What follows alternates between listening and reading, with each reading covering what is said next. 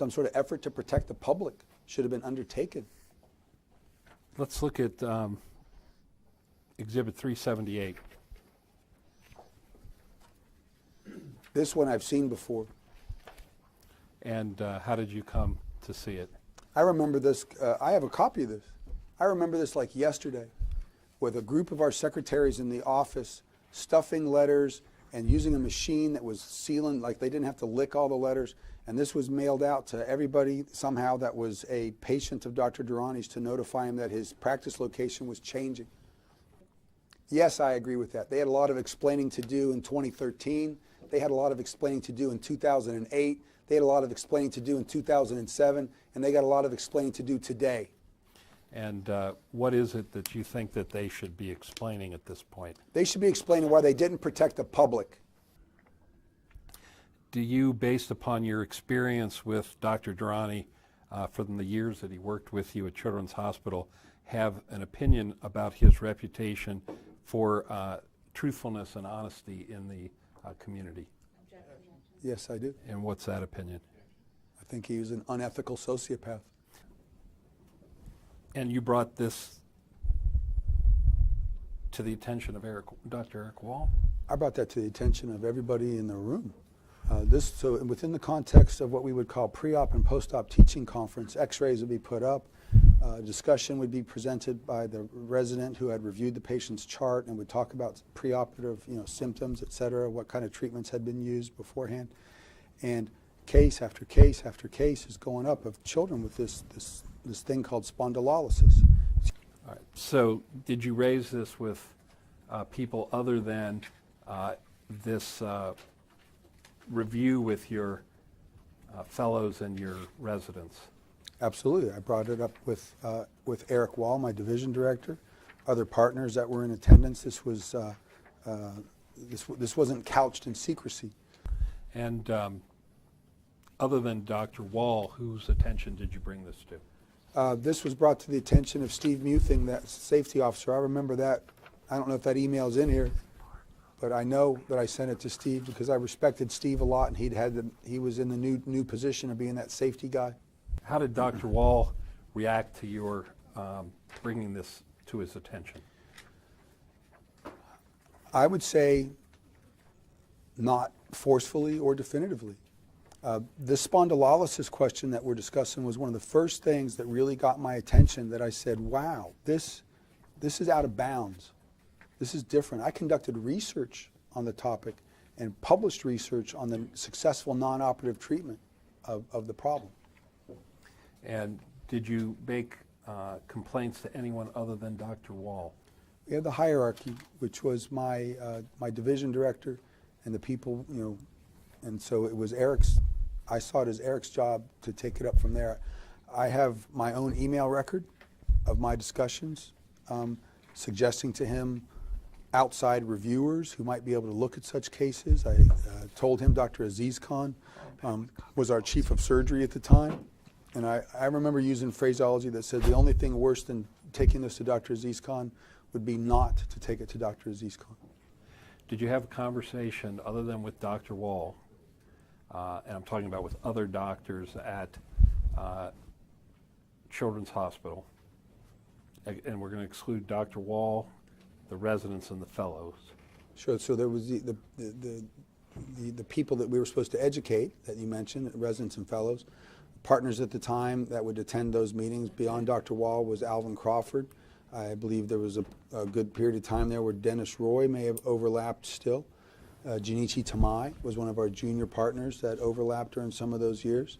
And another partner that's no longer with us is a female surgeon named Tui Do, who was in a bunch of those meetings during those years.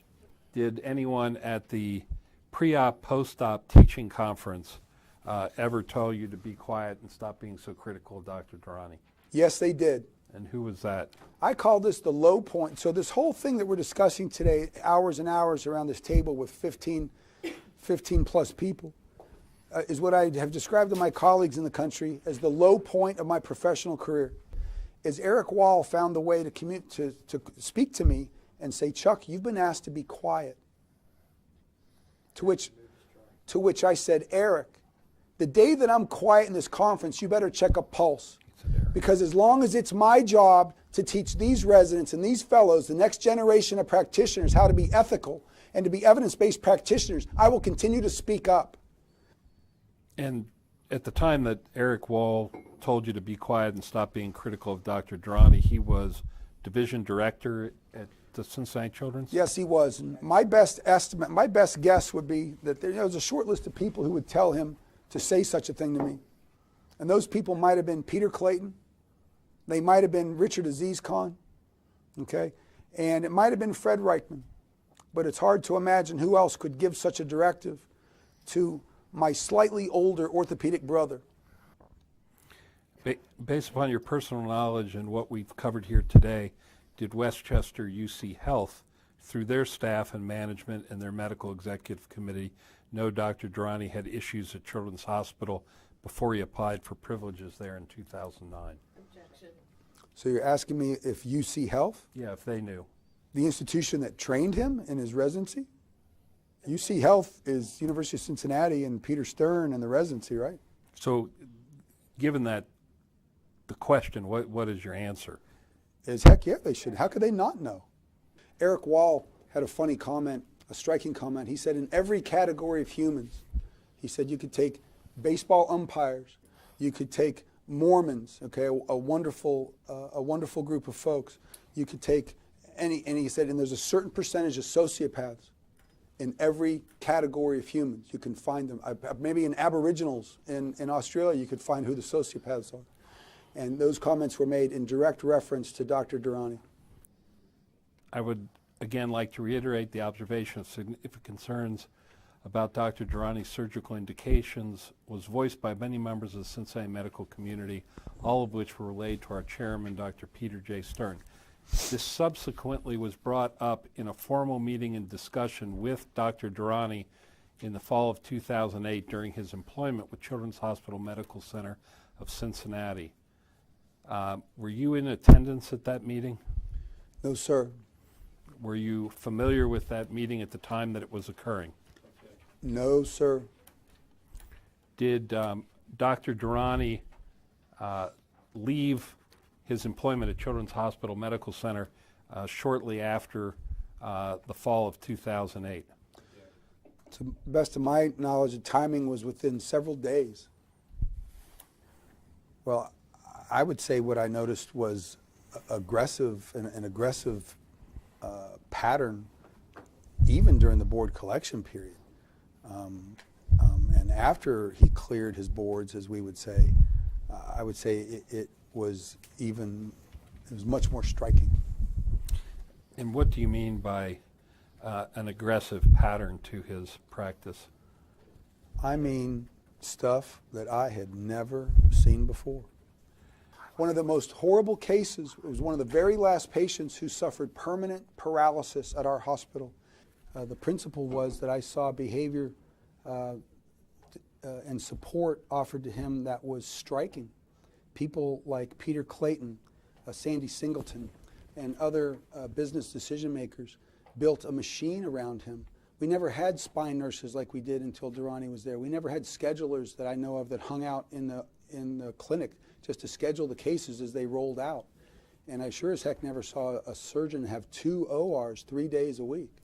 A dramatic change in attitude, in my opinion, that was illustrated by our business director, Sandy Singleton, who quite famously became immensely focused on the money that was rolling into our division as a result of Dr. Durrani's activities. She seemed to be quite pleased. And at or about that same time, it became common knowledge in our office, even about prominent gifts that were given to Sandy Singleton by Dr. Durrani, including an infamous mink coat. Has Children's Hospital ever told you or other doctors and nurses that you're aware of not to talk about Dr. Durrani? Absolutely. The gag order's gone out no less than 3 times over the years. You don't have to talk to too many nurses who could speak freely who would give you that story. And what was It's a joke. It says, "He whose name we shall not say." Well, my personal favorite, and one that I've shared with friends over the years, was after Dr. Durrani's departure. He'd been out for a few months, maybe a quarter, and we must have been having on one of our admin meetings enough that Peter Clayton was there. And I remember it like yesterday. He said, "What's happened to your spine revenue? There's a big drop off." And I said, "Peter, we're now only doing indicated surgery." There were very frequent meetings. He would meet with, I don't know, 3, 4 industry representatives a week sometimes. So when surgeons become the beneficiaries of these companies that are dishing out money, it's been shown very clearly to change surgeon behavior. And I reported him once anonymously to the FBI. And do you have any personal knowledge of whether or not Dr. Durrani spoke truthfully about patients having already gone through conservative treatment before doing surgery? Yes, I do. And is there a significance of timely completing procedure and operative reports? Oh, absolutely. Completing the medical note or the op note or procedure note, whatever you want to call it, has significant clinical ramifications. Okay, and now let me ask you this, doctor. Are you aware of any occasions where a patient was told by Dr. Durrani that he was going to operate on, let's say, one part of the body, but he would end up operating somewhere else? Yes, absolutely. So they were educated for the most part on what was going on, whether it was accurate or not. That's a different situation. And then they were also told on what the procedure was. But a lot of the stuff was pretty high level procedures, and so a lot of the times when the patients would come back to me, they would say, they didn't truly understand what the implications of their pathology was, nor did they truly understand what this procedure was, except for the fact that they needed to have the surgery. Doctor, did Dr. Durrani ever coerce patients into having surgery? When you tell a person that their head's going to fall off, or they're going to be paralyzed, or they're not going to walk again, or they're going to lose control of their bowel and bladder, and they're going to be pooping and peeing on themselves, I think you're basically telling that person, you need to do this. We would see, we would have our impressions as to what mild or moderate stenosis was. We would see the radiology reports, and then when you see Dr. Durrani's dictated notes, his would be on the other end of the spectrum, calling something maybe what we had claimed as maybe mild or moderate as something that was moderate to severe. And a lot of him being tied to Westchester, he would get a lot of the patients from Westchester.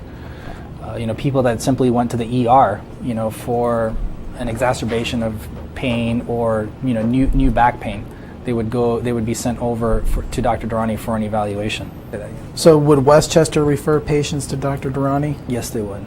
What was the substance of your conversations with Paula and Brian? Essentially that they wanted to nurture that relationship with Dr. Durrani and CAST. They knew that business was coming over that way, and so they wanted to make sure that Dr. Durrani and his and all his staff were catered to.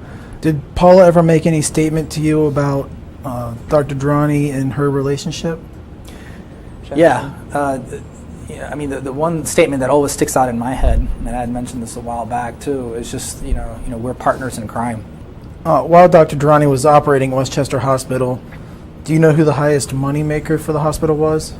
But Dr. Durrani made it very apparent that he was the top producer and was told that he was the top producer. Those were the kind of things that he would come and tell us, and that was something that was supposed to make us as a practice feel happy that, hey, we're a big part of this Westchester operation, and that's why they let us do what we want over there. And this, yes, as a matter of fact, at one point, from what I recall, he had been delinquent almost 6 months, not having done really any type of surgical notes. And so based on your experience working with multiple surgeons, from conservative to aggressive, where would Dr. Durrani rank? Aggressive, very aggressive. What is your opinion of Dr. Durrani? So I use the term narcissistic, but I would say arrogant, narcissistic. I mean, even to the point where you're being put in jail. You have you've in a sense hurt and destroyed so many different people's lives, and yet you continue to do exactly what you're being put in jail for.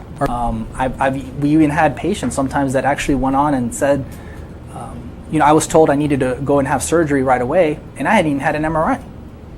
about Cast merging with Westchester in some way, shape, or form. Potentially, having a floor. There was, I think, an unoccupied floor. I can't remember if it was the third or fourth floor, but there was some discussion taking place about potentially even having space up there. In your experience, how frequently did that happen? Well, it happened a fair amount, because I would hear this from a number of patients. I mean, even to this day, I mean, I follow a few of these patients, and they still remember those phrases, being told to them, about paralysis, and/or their head falling off. And my opinion is he booked too many cases in one day. I was concerned that too many patients were open on the table waiting for him to come into the rooms. How many would be open while he was waiting? 3 to 4. And why is it a concern that 3 or 4 are open at one time? Anesthesia time. And if there's an issue in a case, the other patients are open and unattended. Okay. So, what is the issue with anesthesia specifically, or are there multiple issues? Well, the longer you're under anesthesia, there's ramifications for that. Did he do that regularly? Yes. He worked long hours, and the staff that were there had to work them too. And I was concerned about their fatigue. I couldn't speak to his level of fatigue, but the staff were very fatigued. The only thing I can recall is Shanti did a full report on a patient, and Durrani was listed as the surgeon, and he didn't go in that room. And was Dr. Durrani your boss? Yes. Did he tell you to perform this surgery? Yeah, the surgical plan was never my input. He would say, "This is the plan.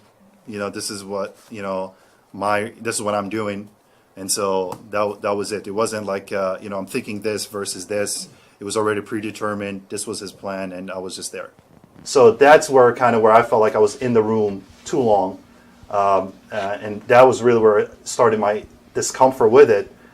Because at times I would kind of sit there, wait for him to get there to continue on with the procedure. What I thought to be especially certain steps that were integral for him to complete. No, those issues that you just described. I mean, they to me, they were pretty bad. He would show up late for cases. He would not be there for the entire case. He would start another case while this case was not fully completed yet. You see any surgeon who's doing that large volume. I think it's easy to say that he was aggressive in his indication. When I walk into the OR, at times, we would look through the scans, and I would ask him, what's the reason for surgery? And he would say, he always had a kind of an answer. And I would look at the scans, and I would be like, well, me personally, I probably would not have operated on this person, but not where I have direct access to the patient. Dr. Shanti, is there any question in your mind that Westchester Hospital knew about all these issues that you've testified about pertaining to Dr. Durrani? Objection. I mean, everything was kind of open. I don't think there was any, as far as I know, whatever was happening in Westchester, I would assume Westchester was aware of it. Objection. And why would they have been aware of it? He would want people to know that he's very important. He would want people to know that, he's an important figure to Cass, to the hospital. That's kind of what he projected. That's how he communicated with me, the staff. So nothing was ever kept kind of everything was kind of open right in front of you. My concerns were regarding the indications for surgery and the appropriateness of surgery. I believe he had a serious complication as a result of which they had some meetings, and I believe, again, his issue was medical record documentation, but he ended up resigning from Christ. And when you said that there were serious complications, somebody actually died, is that right? I believe so. Objection. How about Good Samaritan Hospital? Were there any investigations that you're aware of that took place there? Yes. And what took place there? And how did you become concerned about Dr. Durrani's practice methods?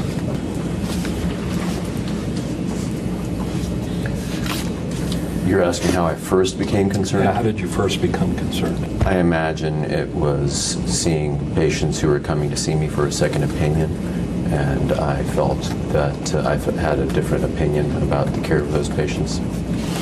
And did you believe that UC Health and Children's Hospital Medical Center, at that time that this email came into your inbox, that they had things they needed to explain about Dr. Durrani? I believe that they would have been subject to questions, which is what we predicted. Questions would be asked. You had been asking those questions, correct? What questions? The questions about Dr. Durrani's practice habits. We had concerns. Do you know if Christ did any investigation? Again, hearsay, but yes, I believe so. What do you know that Christ did? I believe he had a serious complication, as a result of which they had some meetings, and I believe, again, his issue was medical record documentation, but he ended up resigning from Christ. You said that there were serious complications. Somebody actually died, is that right? I believe so. How about Good Samaritan Hospital? Were there any investigations that you're aware of that took place there? Yes. And what took place there? I believe he had another serious complication, as a result of which an investigation was performed. Did you ever perform any surgeries with Dr. Durrani? Yes, I did. I had a handful of cases that I disagreed with the management. In all honesty, there was no cocktail hour where there was more than 2 orthopedic surgeons in the room that Dr. Durrani was not going to be part of the conversation.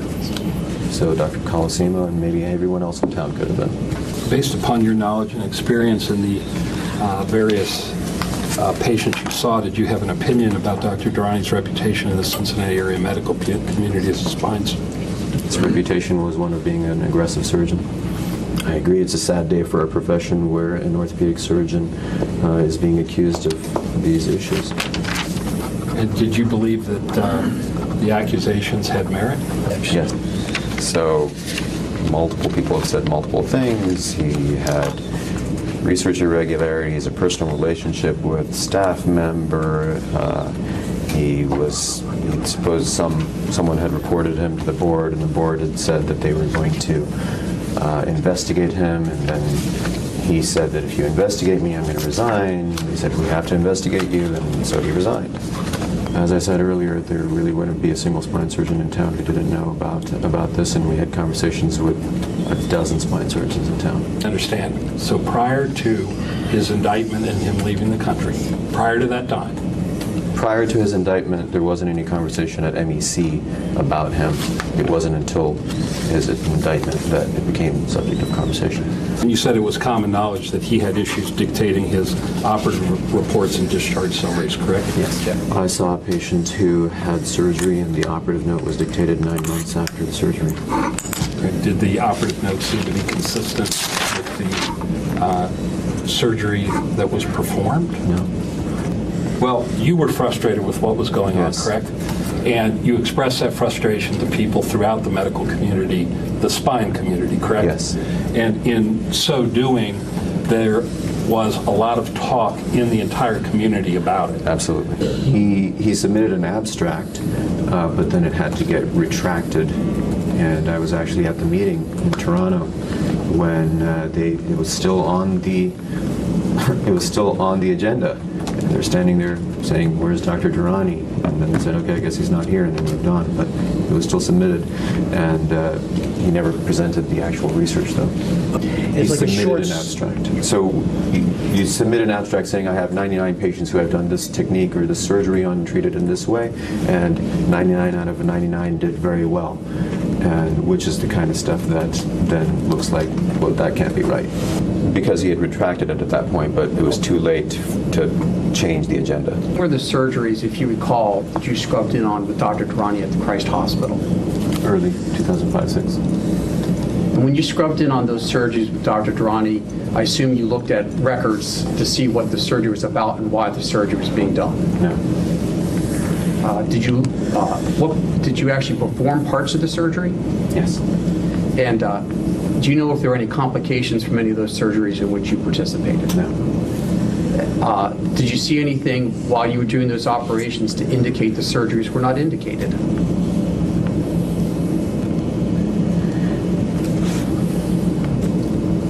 I disagreed with one case where an anterior procedure was going to be followed by a posterior procedure. Did you raise that issue with Dr. Durrani? Yes. And did Dr. Durrani explain to you why he was going to do the interior followed by the posterior? Yes. And was that satisfactory to you, his explanation? No. So why did you continue with the operation if I you did didn't not. indicate? You backed out? Yes. I remember in one conversation that I directly had with him that he was concerned and frustrated. My understanding was that an external review was done on his cases at Children's Hospital. Prior to 2009, did you express your concerns to any of the spine doctors or administrative personnel at Children's? I remember the discussions I had were primarily with Dr. Melman and with Dr. Wall on it. I felt that some of the patients that I was seeing, whom he had treated, were not treated according to standard of care. I felt that the treatment was aggressive. I would again like to reiterate that the observation of significant concerns about Dr. Durrani's surgical indications was voiced by many members of the Cincinnati medical community, all of which were relayed to our chairman, Dr. Peter J. Stern. Do you agree with that sentence? The word many is, I don't know how many members of the Cincinnati community. I know that we did. I don't remember whether I expressed it or it was a mutual